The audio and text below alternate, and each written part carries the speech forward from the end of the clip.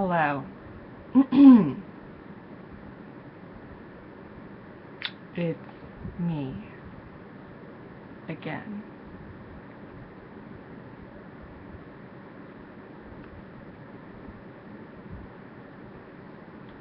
So, I've been thinking about a possible trip to New York to see a possible play in New York that's starring a possible someone in New York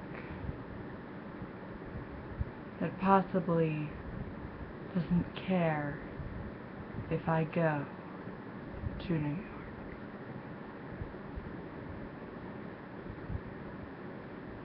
If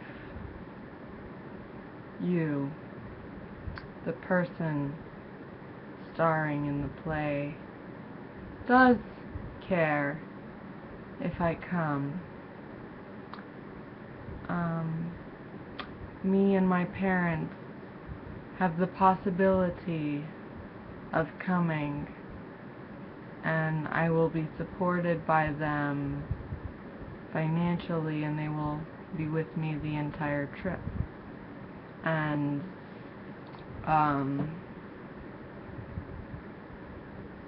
you know, I thought about it for a couple of weeks now, and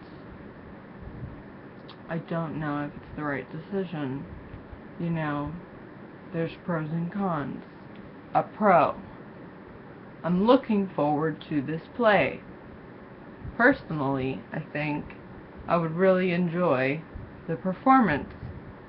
And not only that, but the script and the entire just experience of going to New York again. Con: I might develop some sort of expectation of what might happen, and it would be totally wrong. And either I could get extremely happy at what did happen, or I would be extremely disappointed and let down by what happened. Or it could be like a middle of the road thing. I walk away with absolutely no closure. I'm totally confused by an awkward situation, and I have no idea what's going on even more. And I am just, you have even more questions, and it fuels my obsession even more.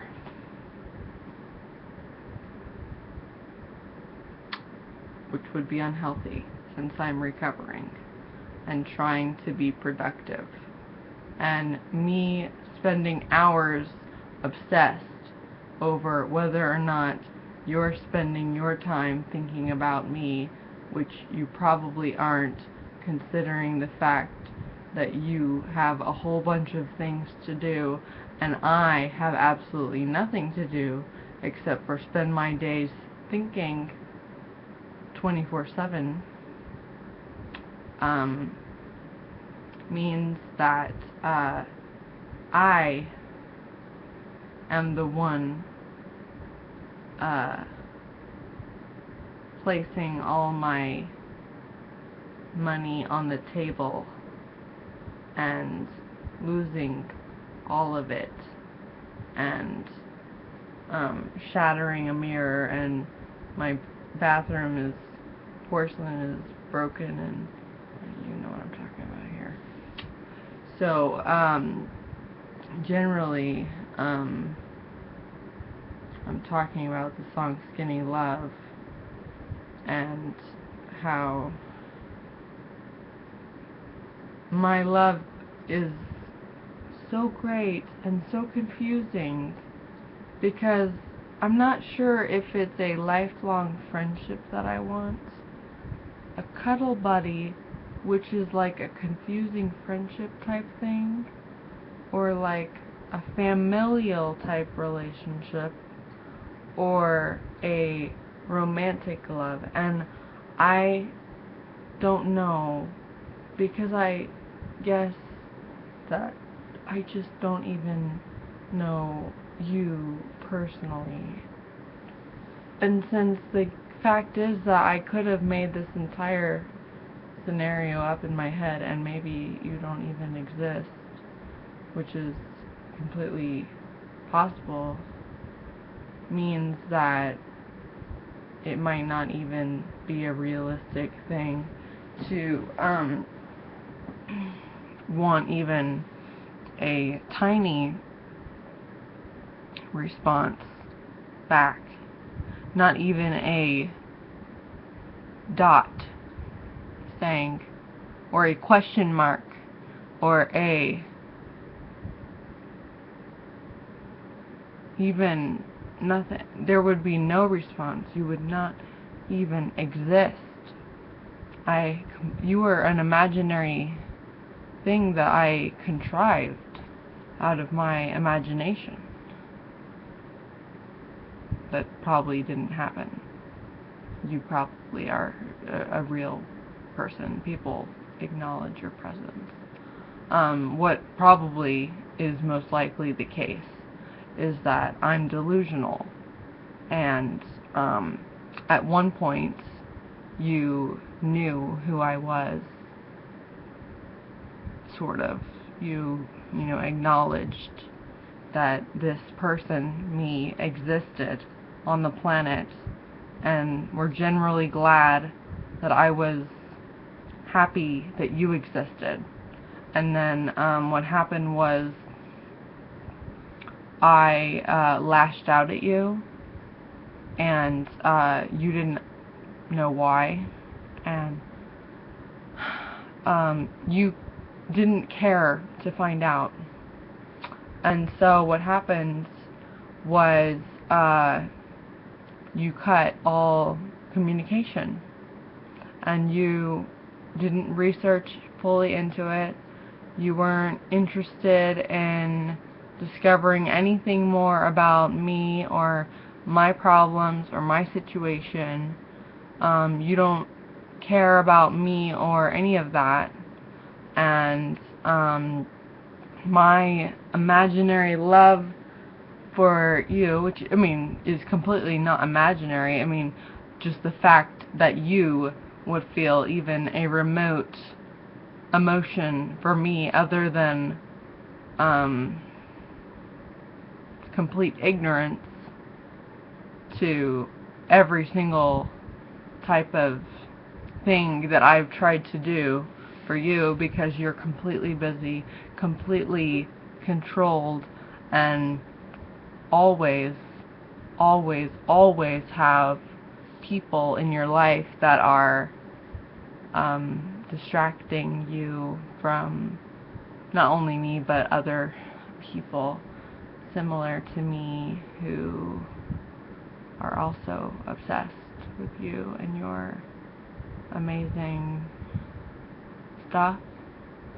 So just the idea that I would be a possible person that you could spend 30 minutes with, or possibly more than 30 minutes with, or even 10 minutes with, alone in a room by ourselves without anyone else, would be a completely ridiculous thing to ever imagine happening, except for in my dreamy imagination.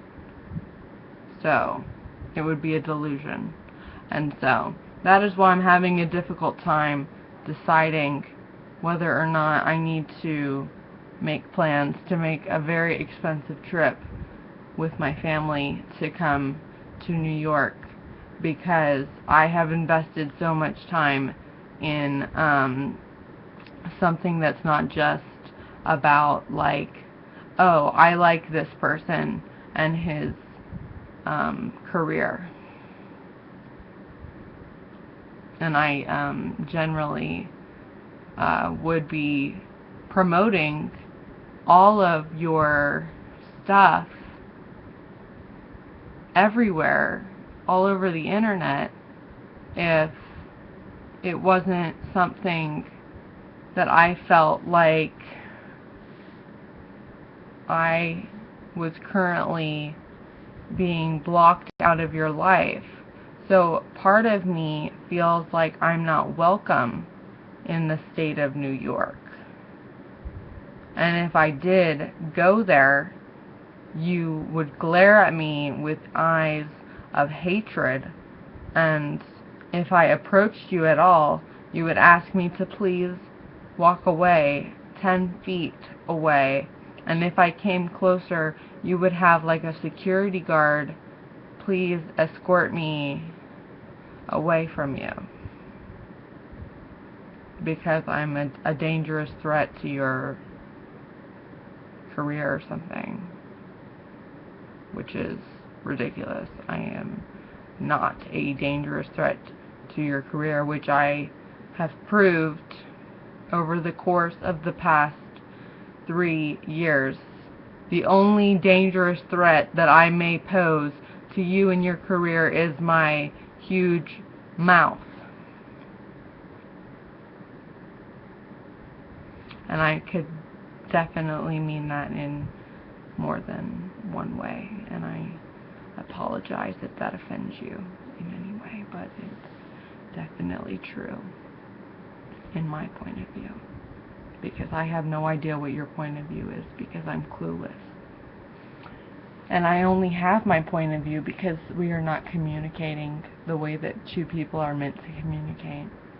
The way that two people are meant to communicate is one person sends a textual message from their account which has their name on it, and or maybe it's in person. Maybe I say hello and I'm not wearing any sort of makeup or mask to conceal my identity, and then I, basically have introduced myself. We know each other and we're aware of basically,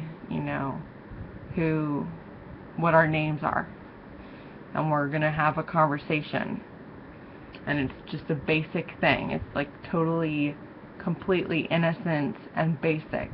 Hi, I'm Krista. And then you would say, hi, I'm, and then what would happen, I would say, how are you today? And you would say, well, I don't know what you would say. Maybe you would say, it's really stressful, I'm horrible, and I don't have time to talk. Or maybe you would say, I'm having a lazy day, and I have time to text. So for the next 30 minutes, we have texting time. That would be in the complete imaginary delusional scenario that I made up, in which I had your phone number, which is not legitimate at all. So, we are texting, and I have decided that I'm gonna, be sarcastic, which is generally my more hilarious, flirtatious method, which is what I do to people also who I am not flirting with. I'm also doing that to people I generally dislike, and also people that I live with and feel comfortable with. So, there's many people who I would be sarcastic with, and it would be very difficult to decide which category that you would fit in. So it's a pretty easy route for me to do that. I feel pretty comfortable being rude and sarcastic. Okay, so you say, I'm thinking about getting drunk right now because I'm really stressed and I don't want to think about what I have to do tomorrow, but I don't have to do anything tomorrow until like 7 p.m. so I have time to get drunk. But like today, I have to do some, like, editing, but I think I can drunk edit. And so I'm gonna say, well, do you really think drunk editing would be the best choice? I mean, is that really your best life choice? You know, and this is like, you know, me giving sarcastic advice, sort of. And, you know, some people might take that personally, like I'm accusing them of being an alcoholic. Like, obviously, we just met. I mean, we just agreed to begin texting, and I immediately say that. I'm an awkward person. Okay, so, and I mean, it was his choice to start being drunk. I mean, he was basically asking me for advice when he just said that he was thinking about being drunk.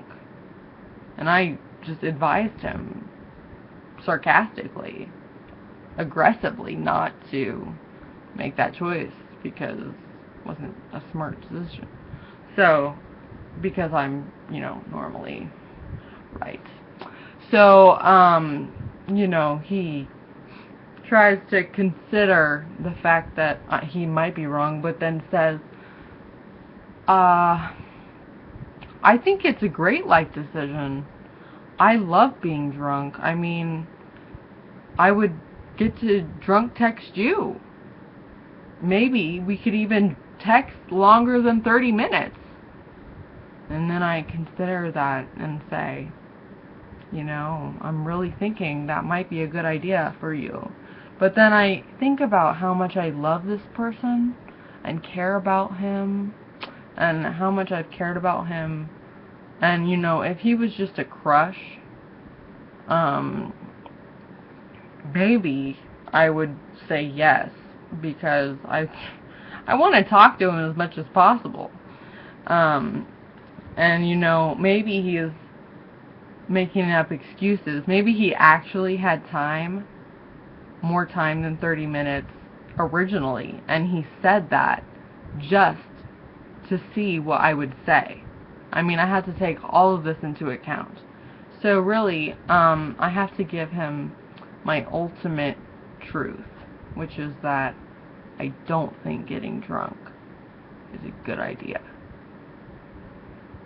And what I do think is a good idea is doing your work as soon as you are creatively able to do it, so you can get it done on time, and then you'll have tons of free time to text me. Or if you like are better at working in like sprints, you could like work a lot and then like text me like a little, and then like work, and then like text me some more, and then, you know, go on that way. And then what might end up happening is that we'd end up arguing about the method of which he was going to work so long that the work would never get done.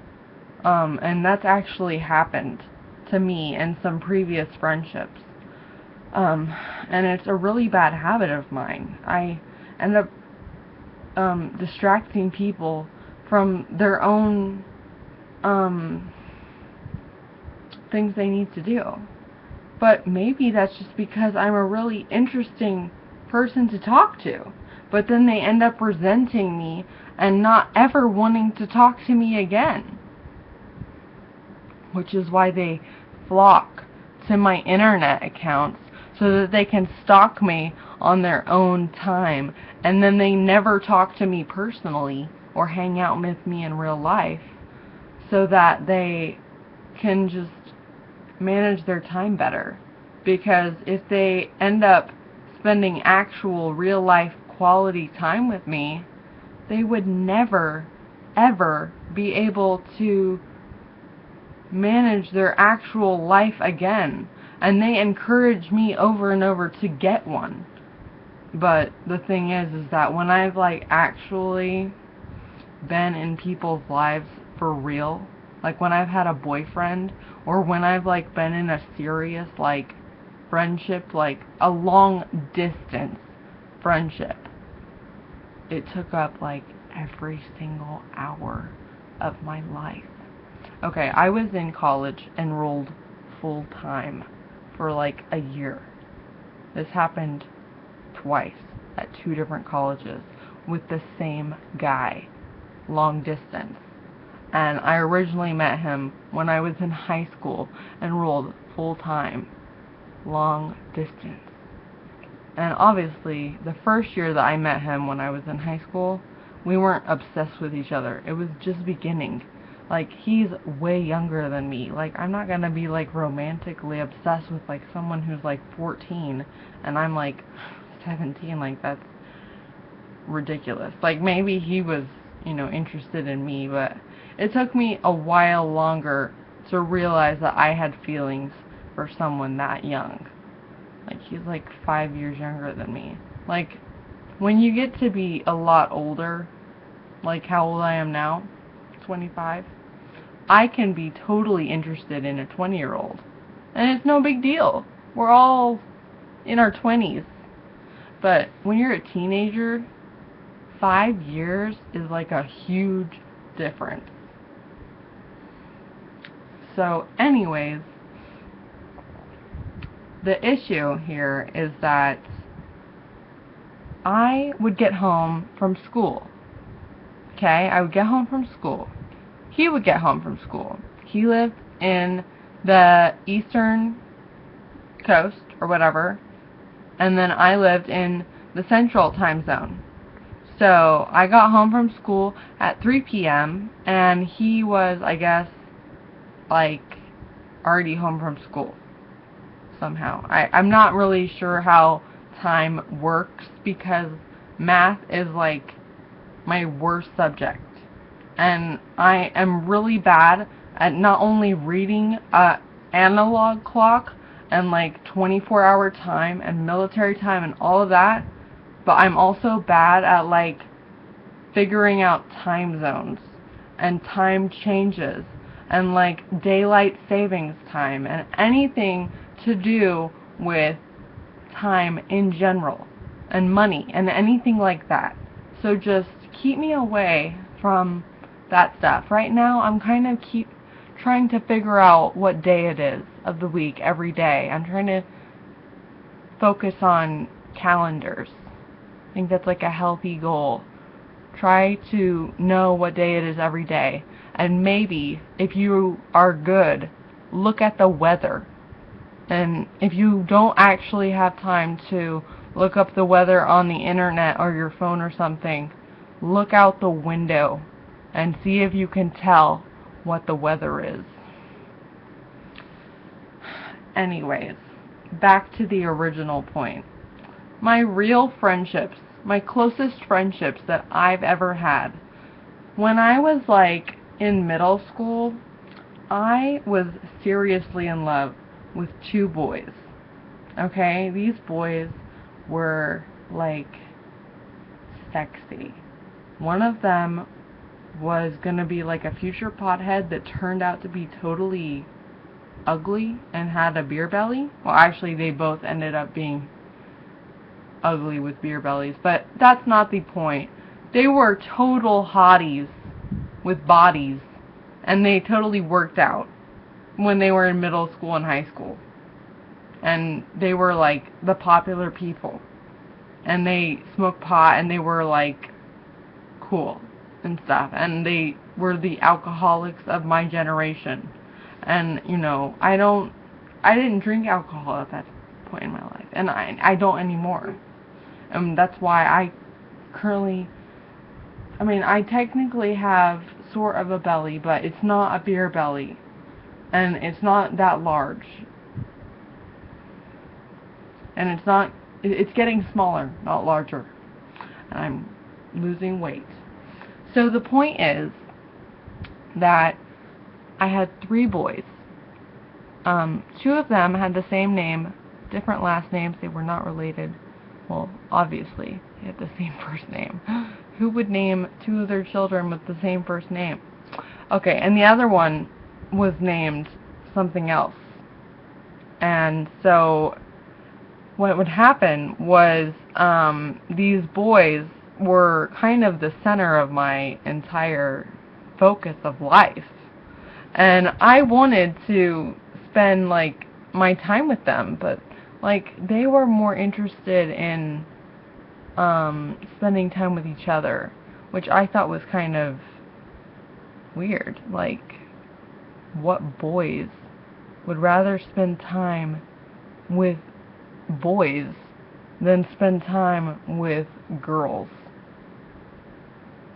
Like, okay, at the time I was, like, nerdy and weird, socially awkward, but I definitely was a hottie.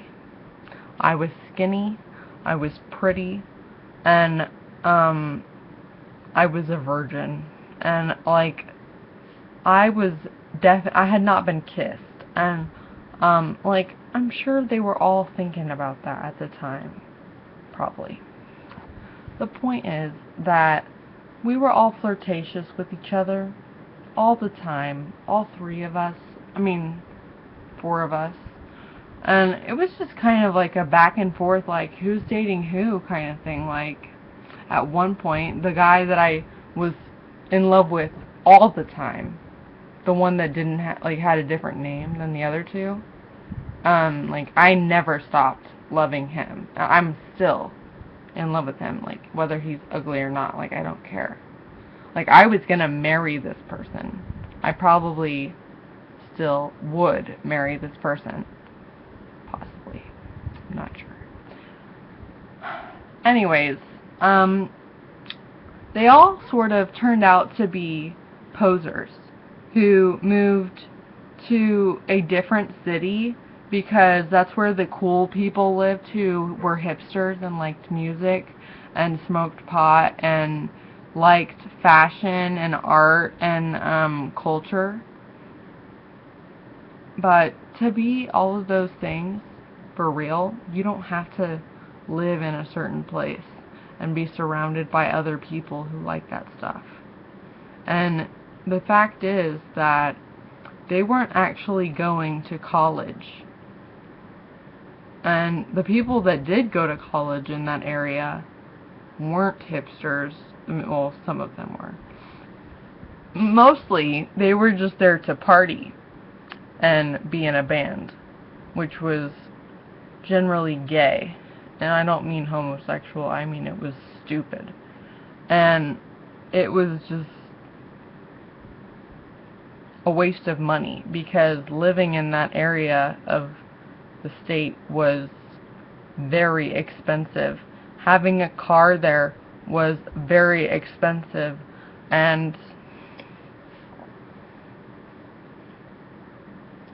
they practically were doing it just so they could meet cool people who in fact were faker than the people they already knew from the people where I met them, which was a secret.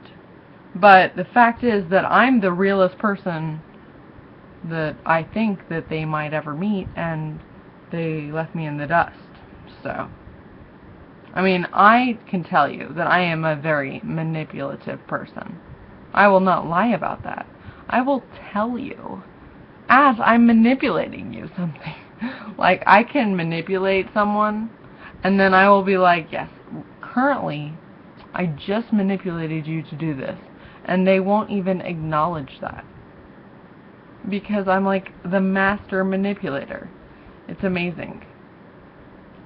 The truth is a wonderful way to manipulate someone to do something. You have to just give someone the harsh truth. No one can argue with the truth.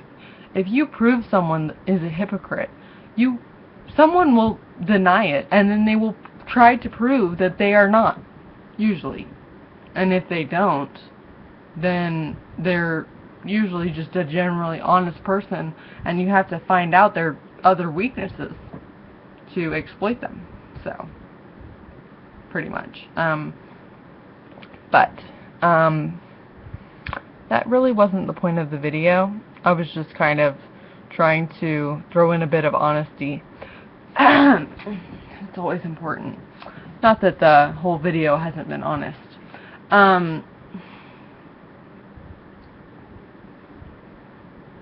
So these boys were very important to me. I wanted to spend time with them.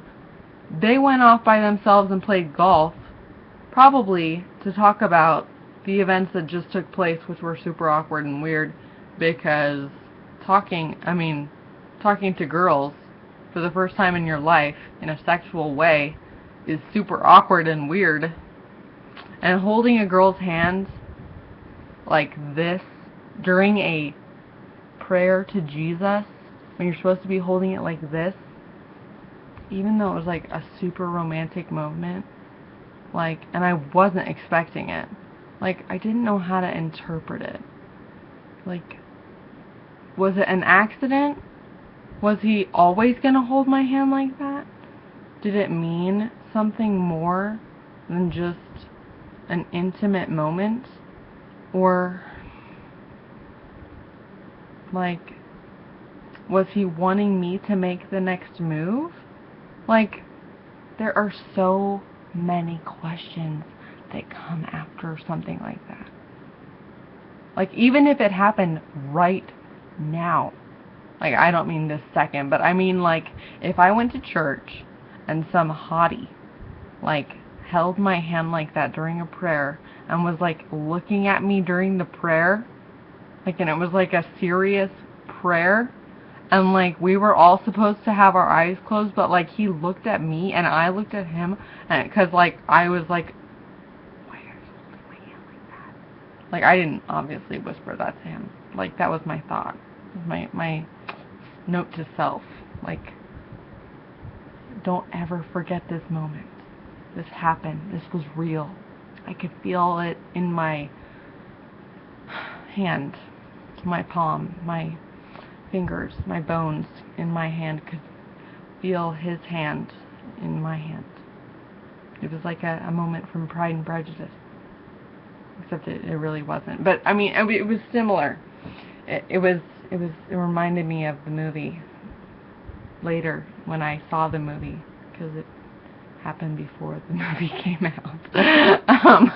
But there were other moments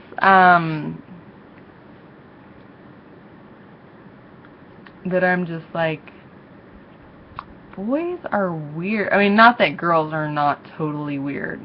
Like, I had this friend, I met her in middle school, and the first thing that she did after she met me, apparently she knew who I was. And, like, I had this reputation of being popular because, like, I spread it myself. No, I wasn't popular, but I told people that I was. I knew other popular people, even though I didn't know them that well. Like, I just, okay, it's not a lie.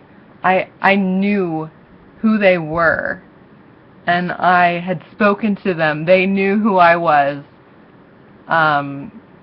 but we weren't, like, close, you know. And it's not like they're gonna go up to that person and they're like, how close are you guys? Like, I mean, it's not like these people in middle school are gonna, like, verify my identity with these popular people. Like, oh, you don't sit with them at lunch. I don't sit with anyone at lunch. I go to the choir room. Okay. Alright, no.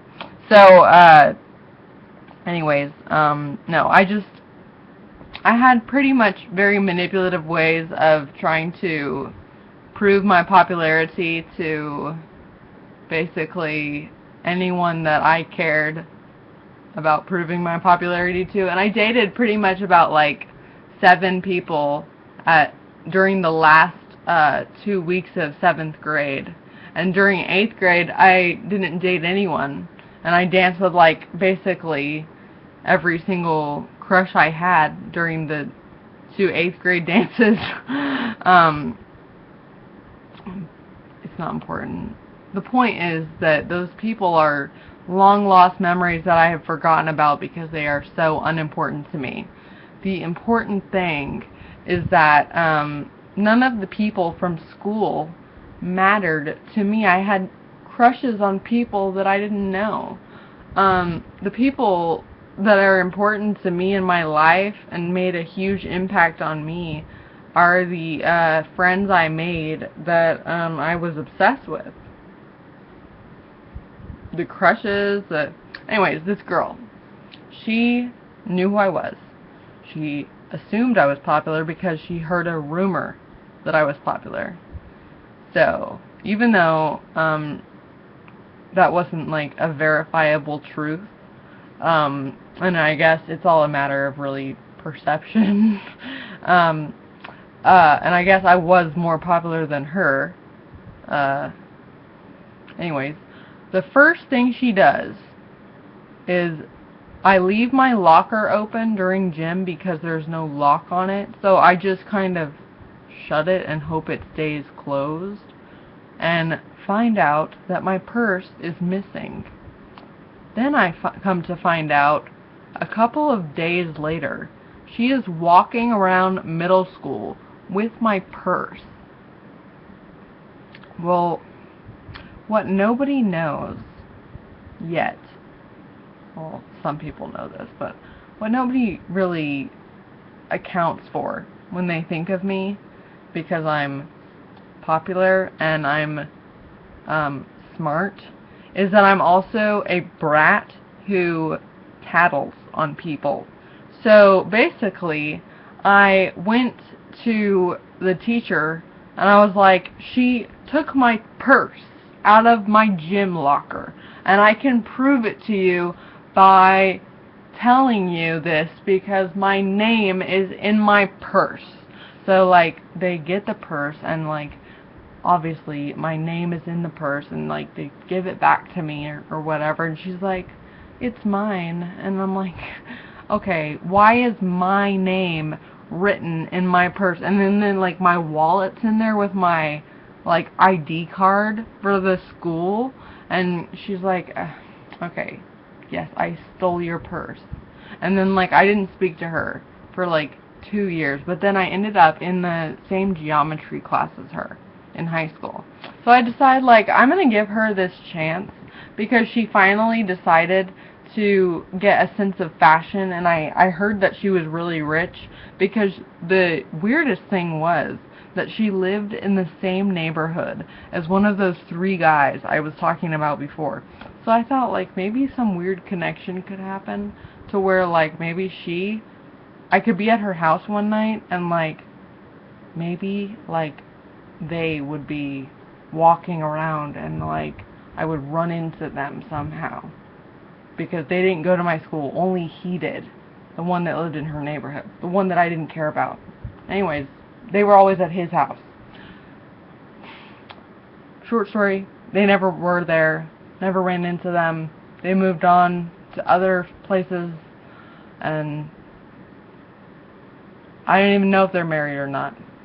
I know that the one that I don't care about is currently in a very, very, very long-term relationship with an Asian girl who is currently semi-attractive and seems to be pretty intelligent, pretty good catch, better catch than the other 2 people found, because they were sleeping around with slutty people who just wanted to party, and that's definitely not what I wanted. So anyways, back to the original story.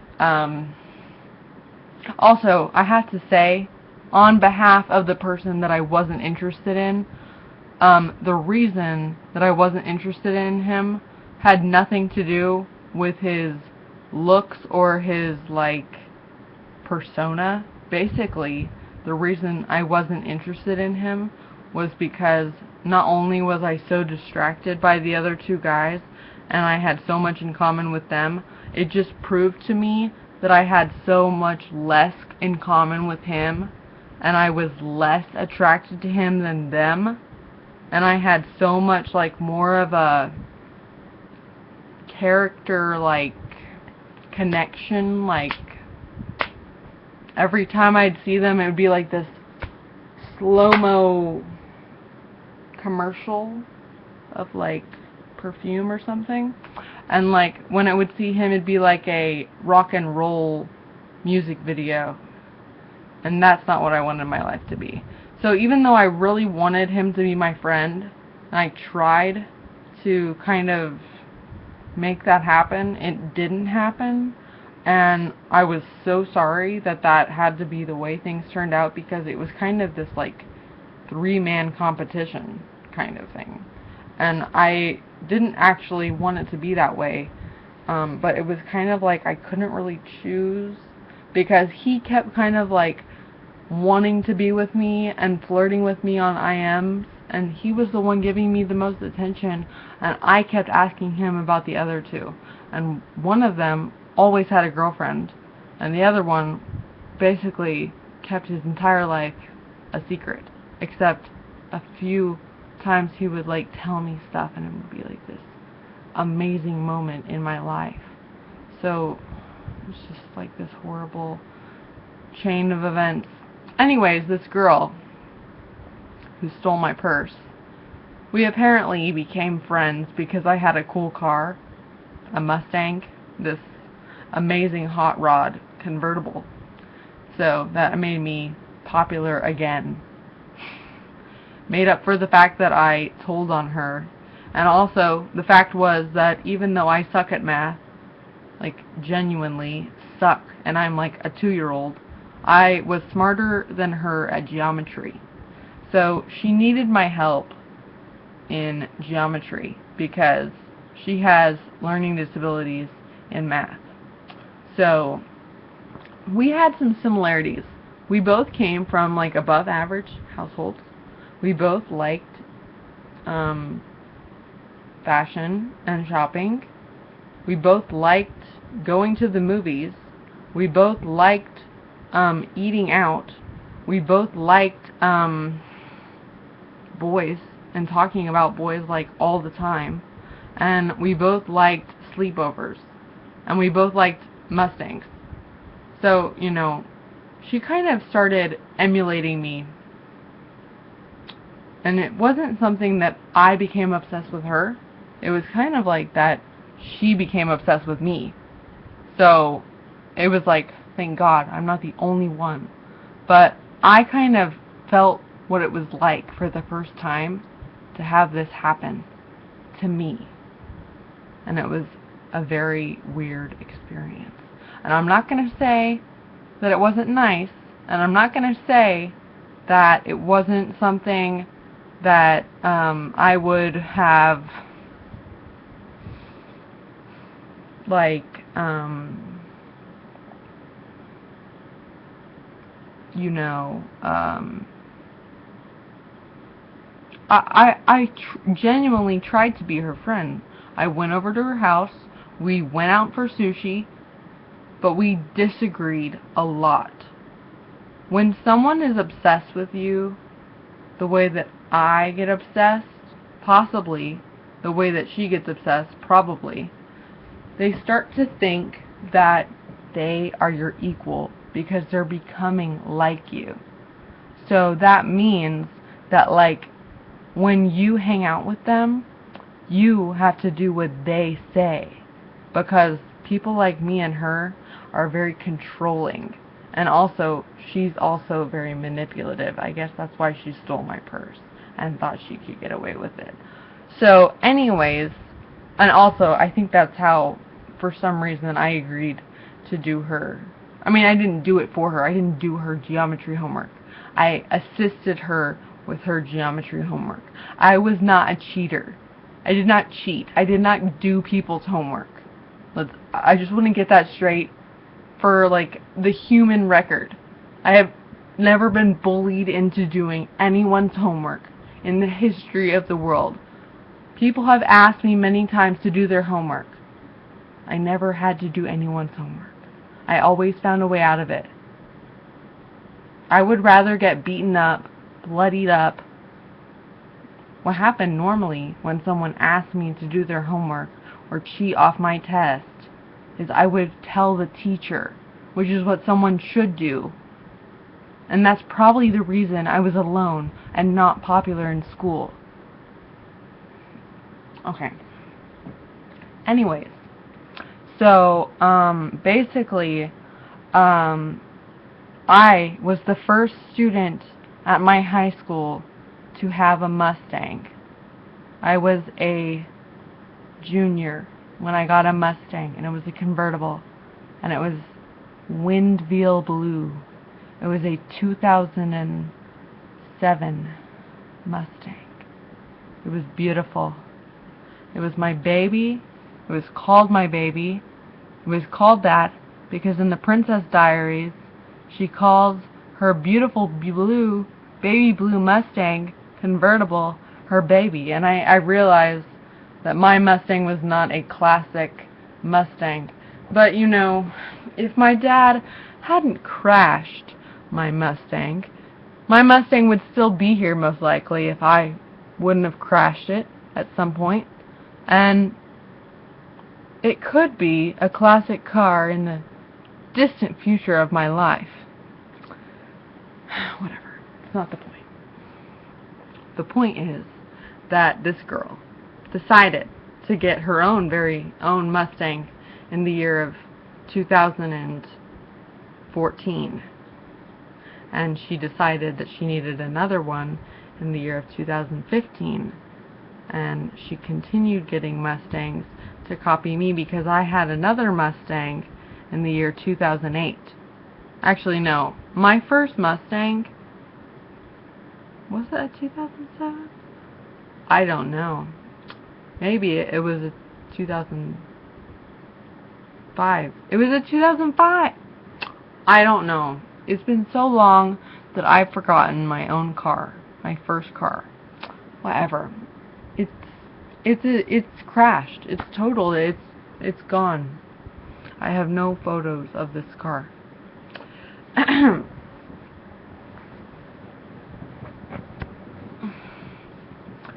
I think the real issue here is that she decided that when she would hang out with me after we graduated from high school, which, like, we didn't really hang out that much in high school, because I guess I was such a loner and so busy with choir that I didn't really have legitimate friends, because I had, like, other choir friends, and I hang out with them, but, like, stuff happened.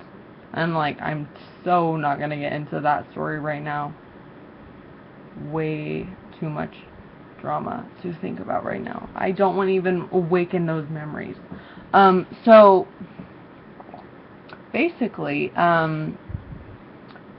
after I graduated and, like, left and, like, came back, and then I came back, and then I left, and all this stuff, I finally, like, came back. 3 years ago, I came back. And, like, I kind of just, like, told everyone that I was back. Like, everyone that still talked to me, at least. And basically, what happened was I communicated with her, and she decided that she was going to be my inside source into the life of partying. And she was going to make me, like, popular again in the now. So we started going to clubs, you know, which I was used to because I had done it recently in college. And so I was totally like, that was normal for me. And I was, you know, I had to get dressed up, I had to go out, I had to, you know, arrive in my very nice car. It was normal for me to socialize at that time.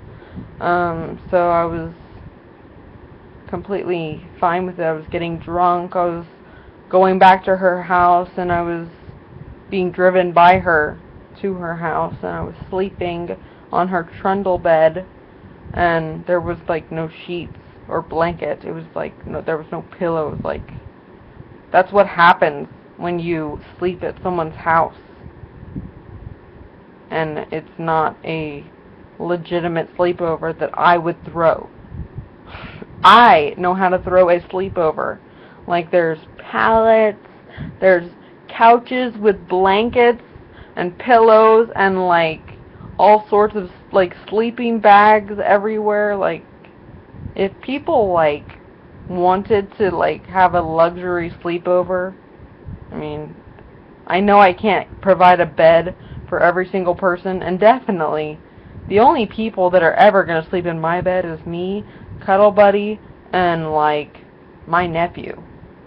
Which means that, like, the only people is, like, male.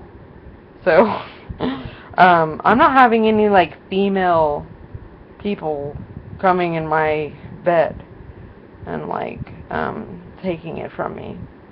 So, back to my point is that, one time in high school I had a friend which gave me even worse situation. I had to sleep on her wood floor with a horrible pillow and like a very thin blanket. And I was like complaining, and she's like, "Can you get over it?" No, I can't get over it. I don't want to sleep on a wooden floor. Can I please sleep on the couch? Seriously. Even the pilgrims didn't even have to sleep on the couch. Okay, in the Into the Woods movie, there was a boy named Jack, and they were poor, and they had to sell their cow, and their cow couldn't produce any milk, and he traded his cow for some magic beans, and he didn't even have to sleep on a wooden floor. He slept on a bale of hay in a loft. I would rather sleep on a bale of hay than the wooden floor. It was drafty. Whatever. The point is that sometimes friends aren't the best hosts. Like, not only at either of their houses was I never offered a beverage or some food, but like when I have people over, even if they're like not even my guests, like when my mother's neighbor, well, technically she's also my neighbor, but like I don't like to acknowledge that I have neighbors at all unless they are the ones that live to the over there, and they bring me baklava, and like nobody in my house eats it except for me.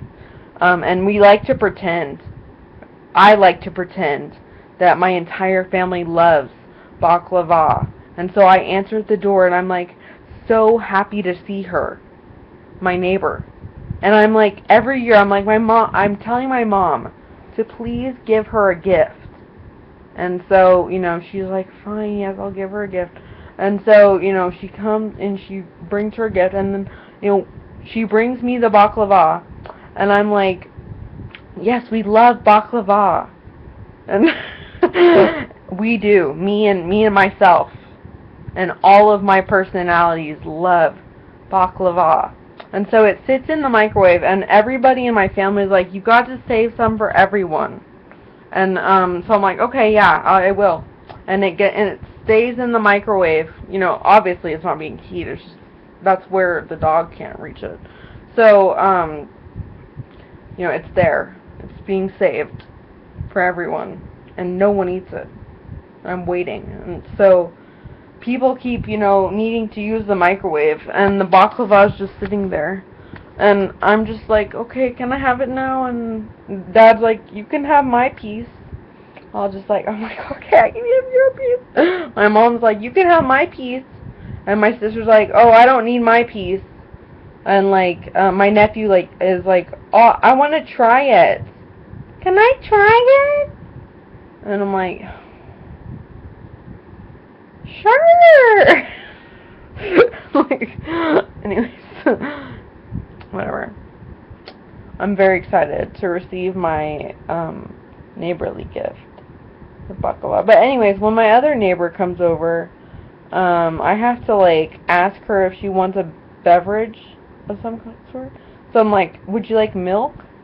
Would you like Coke Zero? Would you like orange juice? would you like mango juice? It's mine, it's mine, it's my mango juice. And then, you know, would you like, would you like Bloody Mary mix with some ice? No, we don't have any vodka. Would you like a glass of wine? And she's like, no, I'm fine. And my mom's just like, are you sure? And and this is what happens when like repairman come over. Like they're like, and my mom's like, would you like a cookie? And like everybody's like, no, I'm here to work. I'm not. And I'm like, Mom, they're not allowed to accept food on the job. And she's like, Krista, I'm just trying to be polite. I'm like, I think it's more polite to not give them like an empty stomach. And they're just laughing, and I'm just like, okay, I think they're just laughing to be polite. Mom, I think they need to get up in the attic.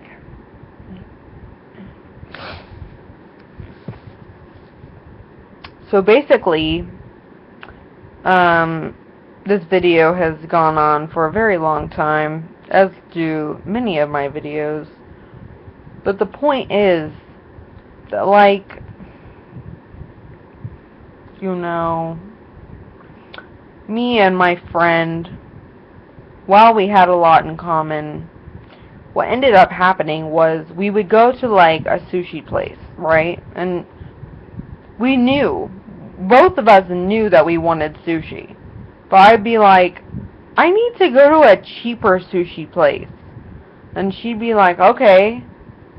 And she's like, I know of a sushi place that has happy hour. And I'm like, okay, when's happy hour? And she'd tell me. And then,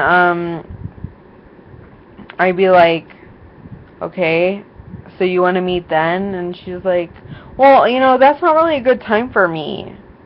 I'd be like, okay, but I need to eat like a cheaper sushi place. And she's like, well, you know, money's not really an issue for me. And then, like, you know, she was like working a whole lot, and she was paying for school, and she was, you know, shopping a lot. And I know that she had some sort of bipolar problem, and also like an anxiety problem, and she had a learning disability, and her parents were about to retire. And I think that maybe her parents were going to cut her off or something.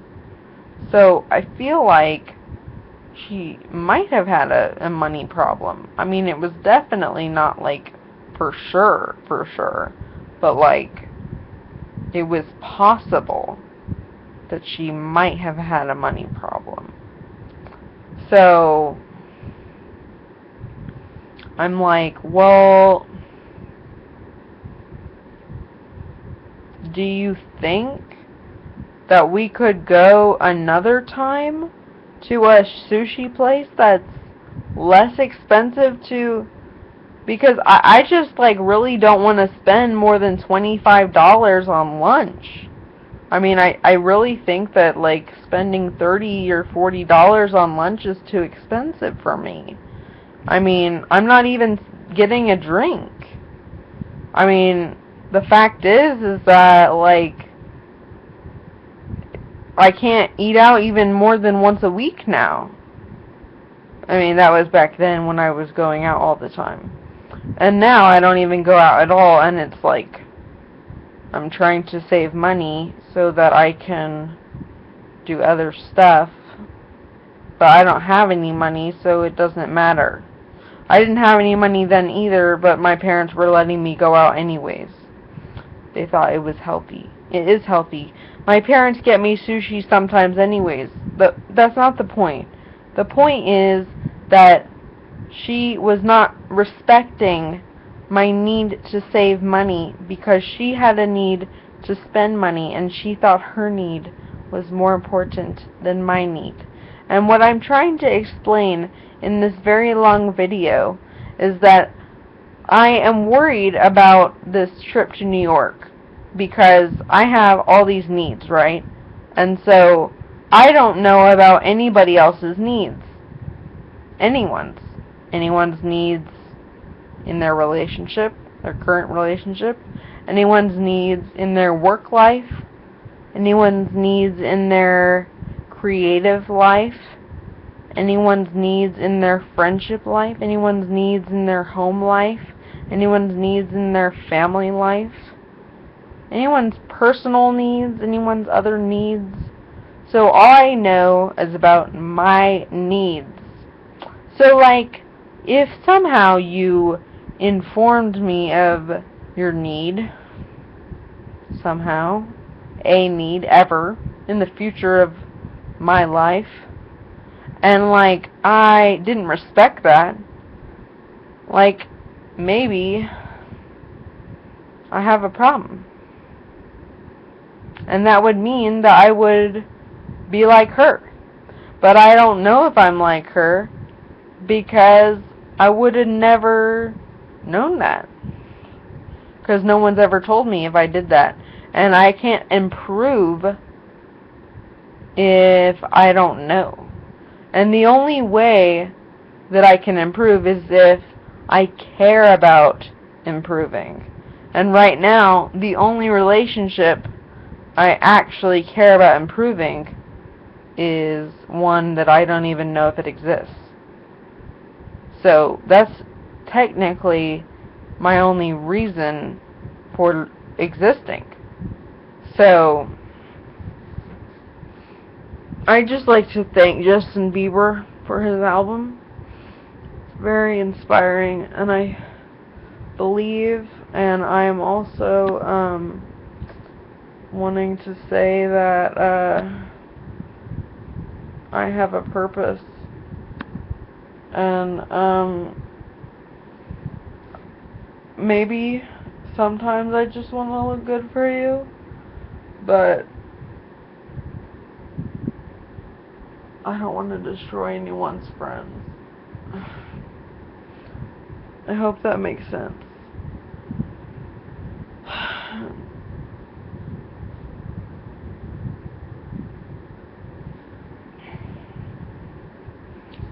Okay, so here's my imaginary scenario that you can think about if somebody was sexually attracted to me. And by somebody, I don't mean just anybody. I mean a specific person that was addressed during the entire length of this video. And they should know who they are. So basically, if, like, for example, this person that I was talking about, this friend from the past, didn't, like, address my need, right? She didn't think about my need to save money. Okay, so I have a need right now. I have a need for people who aren't the person that I'm, like, maybe obsessed with, delusional by, caring about, thinking about, to not be obsessed with me. And if they are obsessed with me, they need to stop being obsessed and just come out with it and be very, very clear about their intentions. And not be lurking in the shadows, hidden behind walls, and pretending they don't even exist, and just imagineering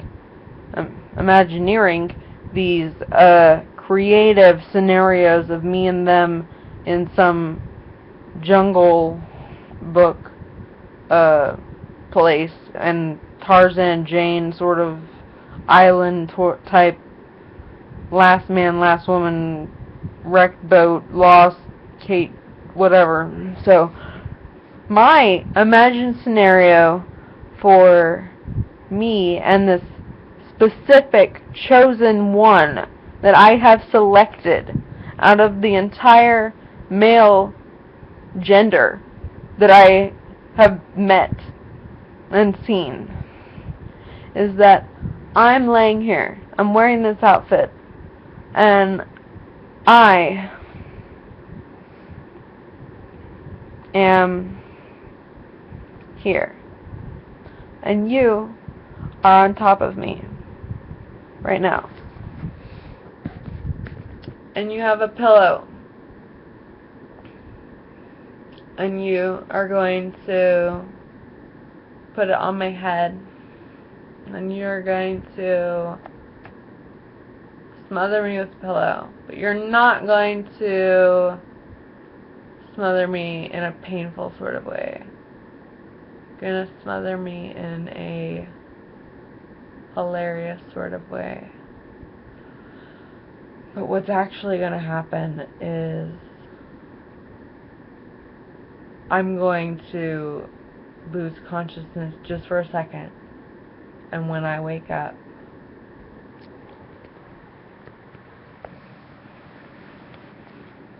you won't be there.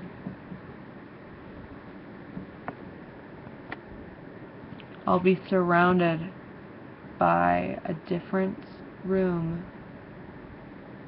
memories of the past, your memories, everything will be different. The room will be different. It will be like you left. I died and you left, and you left me there, and you were gone. You left no note, no trace of how for me to find you.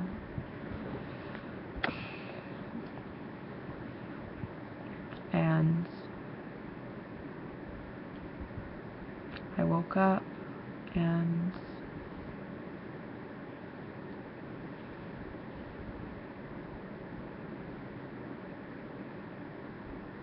there was no you anymore. I was alone. I was sad. There was no more cuddling, laughing, pillow fights, pillow talk, secrets under the covers. None of that happens. Maybe it never happens. Maybe it will never happen.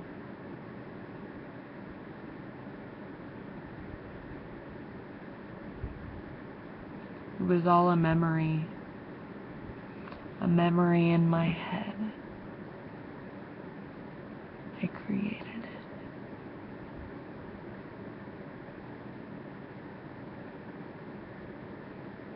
A monster lives there. It inhabits my mind. It killed me, and an angel brought me back to life, but the monster left traces of itself everywhere. When I awoke,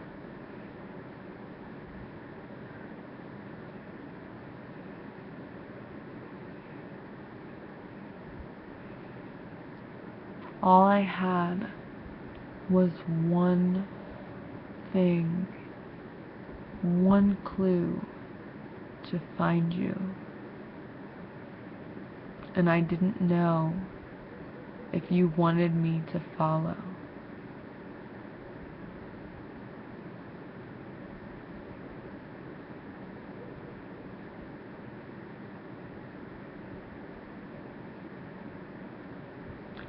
How can love stay?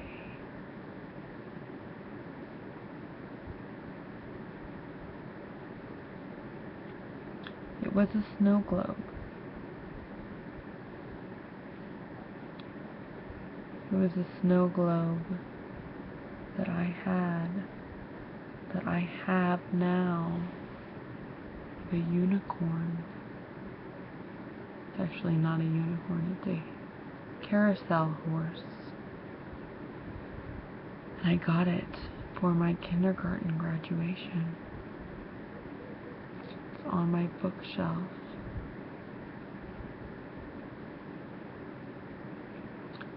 I believe it will take me to the circus.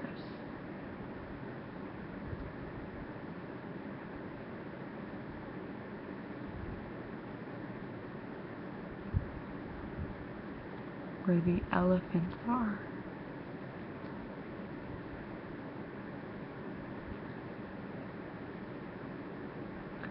And I want to be a great big elephant just